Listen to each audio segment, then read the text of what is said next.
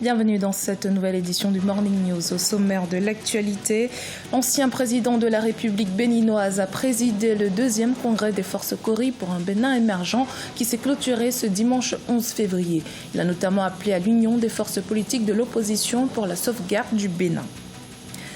L'emploi des jeunes était un point focal lors de la célébration de la 52e fête de la jeunesse au Cameroun. Plus de 3000 projets d'affaires de jeunes ont été validés dans le cadre du plan triennal spécial jeunes initié par le gouvernement. Et puis la Tunisie et l'Algérie œuvrent à la relance d'une zone économique commune. Cette initiative vient en renforcement de la collaboration et du partenariat économique entre les deux pays. L'Alliance politique Force Kori pour un Bénin émergent a tenu les 10 et 11 février 2018 son 2e congrès ordinaire, une occasion de définir les nouvelles orientations de l'Alliance sous la houlette de l'ancien président Boni Yayi. Les FCBE souhaitent notamment rassembler toutes les forces politiques pour constituer une large force d'opposition au régime du président Patrice Talon. Reportage de notre correspondant Les Fiounou, commentaire Ibrahima Dioumaba. Au Bénin, l'alliance des partis, les forces Kori pour un Bénin émergent de l'ancien président de la République, Boni Yayi, est devenu un parti politique ce dimanche 11 février 2018. Les leaders et les militants des FCBE ont tenu à Parakou le 2e congrès ordinaire de l'alliance en présence du président d'honneur Thomas Boni Yayi, les 10 et 11 février 2018. Ce congrès a permis aux militants des FCBE de définir l'orientation politique du mouvement.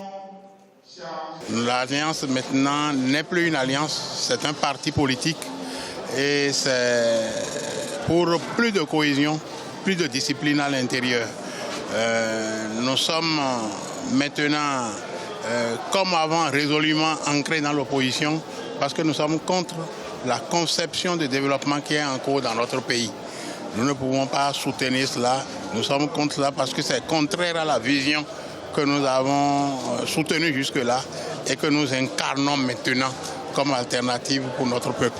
Les travaux des assises se sont axés sur le thème « Œuvrons pour une société juste de paix et sans pauvreté avec l'homme au centre du développement ». Le parti FCBE s'est également prononcé sur la situation sociopolitique du pays. Il dénonce et s'insurge contre les dérives de gouvernance du pouvoir issues de l'alternance du 6 avril 2016. Un parti né, c'est pour conquérir le pouvoir d'État. Les prochaines échéances qui s'annoncent, ce sont les législatives. Mais avant d'en arriver là, il aurait fallu que nous puissions mieux nous organiser, mieux nous implanter, conforter notre position sur le terrain, en installant nos différentes structures décentralisées, en tendant la main aux autres partis pour pouvoir mieux nous organiser, parce que l'impression qui se dégage aujourd'hui, c'est un peu comme si l'opposition n'est pas suffisamment organisée. Les leaders du parti FCBE exhortent le gouvernement à l'écoute du peuple dans ses orientations et modes de conduite des réformes. Ils proposent également une réelle intégration de la dimension humaine dans son programme de développement. Selon de nombreux experts, l'alliance FCBE a été un acteur clé pour la réussite des 2 mandats présidentiels de Boni Yayi. Rappelons que de 2008 à 2016, l'alliance des partis FCBE a remporté 2 élections communales et une présidentielle. Ce dimanche 11 février, la jeunesse a été célébrée au Cameroun, occasion pour le gouvernement de mettre l'accent sur l'éducation, la formation et l'insertion socio-professionnelle des jeunes. C'est dans ce sens qu'une enveloppe de 102 milliards de francs CFA a été investie dans le plan triennal spécial jeunes. Reportage de notre correspondant Chérif Ousmane Bardonka.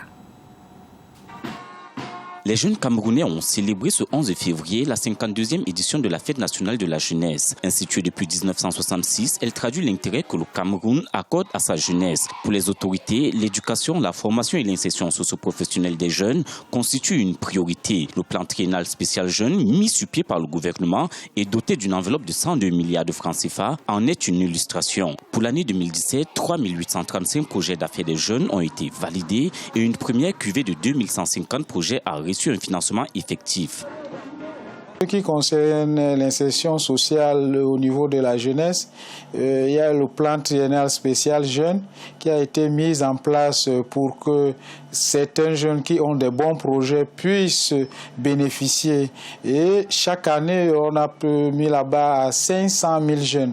Donc, comme c'est le plan triennal sur 3 ans, donc on a 1 500 000 jeunes qui doivent bénéficier de ce plan triennal spécial jeune. Malgré un taux de chômage situé à plus de 40%, pour le gouvernement, de nombreuses opportunités s'offrent aux jeunes en vue d'une insertion socio-économique harmonieuse. Au plan budgétaire, les dotations confondues des 3 départements ministériels chargés de l'enseignement représentent environ 15% de la dépense publique. 473 303 emplois jeunes ont été recensés au 31 décembre 2017, mais pour les observateurs, il en faut davantage pour résorber le chômage des jeunes.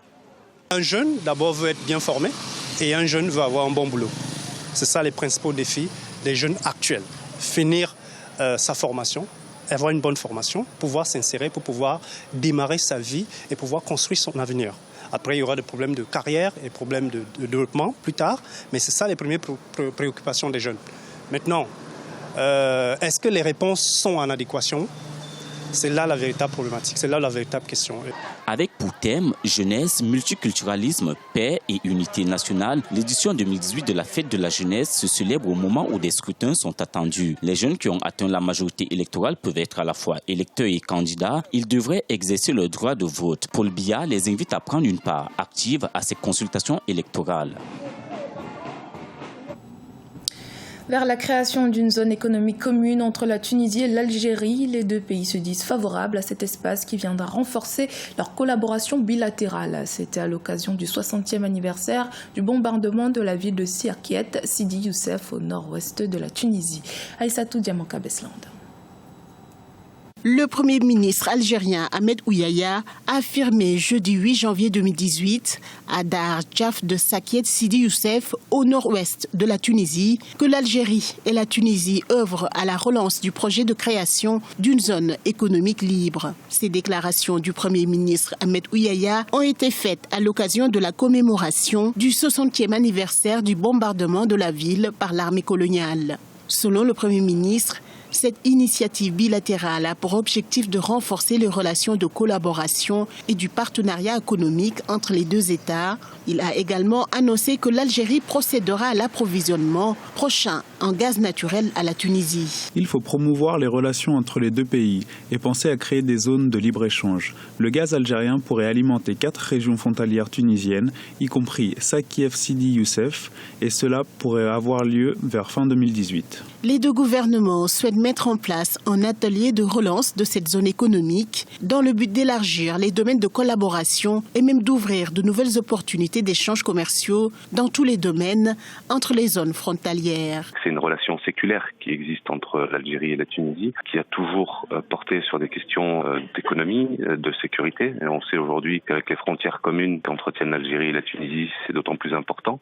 Il y a le problème du Sahel et de la Libye qui vient s'ajouter à cela. Donc je crois qu'aujourd'hui, ça devient impérieux d'avoir une collaboration sécuritaire entre ces deux pays. Pour les deux parties, ce sera des conséquences qui sont plutôt positives, puisqu'on sait que l'Algérie produit du gaz naturel et que la Tunisie produit du phosphate. Je crois qu'aujourd'hui, il faut que dans cette zone, et plus largement, même je dirais en y intégrant le Maroc, il faut que ce soit une zone de libre-échange. Les échanges commerciaux entre l'Algérie et la Tunisie atteignent chaque année des milliards de dollars. Au cours du premier semestre 2017, par exemple, l'Algérie a exporté près de 290 millions de dollars vers son voisin tunisien. De son côté, la Tunisie a exporté 184 millions de dollars vers Alger, hissant l'Algérie à la 5e place des pays importateurs de produits tunisiens. La 5e édition du festival de danse de rue dénommé In-Out a pris fin ce 10 février à Bobo-Dioulasso au Burkina Faso. Ouvert le 4 février, l'innovation de cette année était la tenue du festival dans la prison de la 2e ville du pays. Il a vu la participation de danseurs venus de plusieurs pays, dont Taïwan, la Belgique, le Mali ou encore le Sénégal. Retour sur cet événement avec Cheikh Omar Bandaogo. Tous vêtus de combinaisons orange, ils ne sont pas dans un jeu d'acteurs. Ils sont effectivement des détenus, mais devenus des artistes le temps d'un jour, dans le cadre de la 5e édition du festival de danse de rue de Bobo-Dioulasso, la capitale économique du Burkina Faso. Pour les organisateurs de ce rendez-vous culturel dénommé Festival In-Out, le choix de la prison de Bobo est significatif. Pour moi, c'est le besoin de partager des moments intenses de tristesse, de joie, de gaieté avec les détenus. et aussi de préparer leur réinsertion sociale. Pour moi, c'est très très important qu'on prépare la réinsertion d'un détenu. Nous sommes dans une société africaine, nous avons des préjugés sur les détenus, nous savons que tous ceux qui sont là n'ont pas fait que du mal et il y en a qui ont commis des actes à un moment donné de leur vie et ils regrettent. Voilà, il y en a, c'est par erreur, ils sont là. Au-delà de cette intention de préparer les prisonniers à une future réinsertion, les organisateurs recherchent un effet immédiat. Permettre à ceux-ci de s'évader tout en restant entre les murs de la prison.